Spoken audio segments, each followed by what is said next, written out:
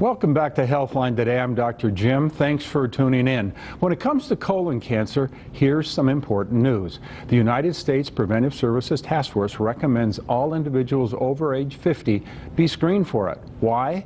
Because when it comes to colon cancer, screening saves lives. Colon cancer is the third most common cancer in the U.S., and nearly 60,000 Americans die from it each year. Screening tests include non-invasive examinations like testing bowel movements for blood, and invasive tests like sigmoidoscopy and colonoscopy. Which test is best?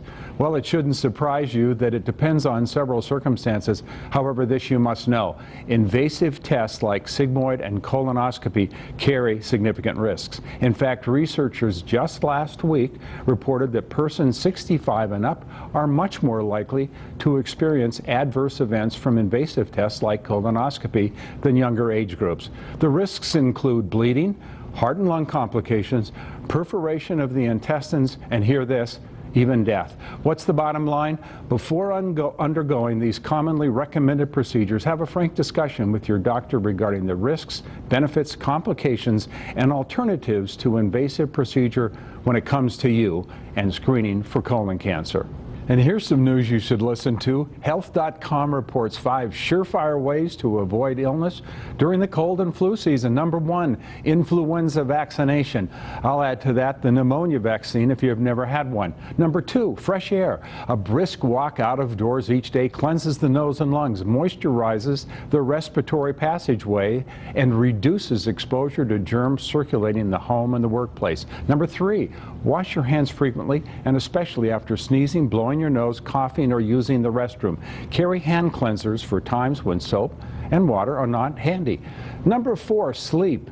A 2009 Carnegie Mellon study found that anything short of 7 hours daily triples your odds of catching a cold. And finally, number 5, relaxation. Stress and its negative effects impact the immune system and increase susceptibility to the common cold and other nuisance viruses. So, relax.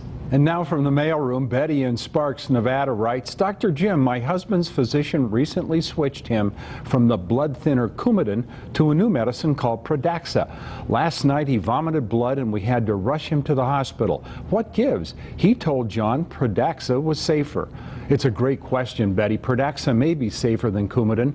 In many ways, it's simpler to administer, but as we gain real-world experience, its limitations and side effects are becoming evident as well. For example, a recent report from the Australian government reveals a 17% incidence of gastrointestinal bleeding in people taking Pradaxa. That's about the same as people taking the blood thinner Coumadin.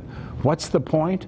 All medications have serious side effects, some just more than others. What do you do? If you're taking Pradaxa or Coumadin, take your medication as directed.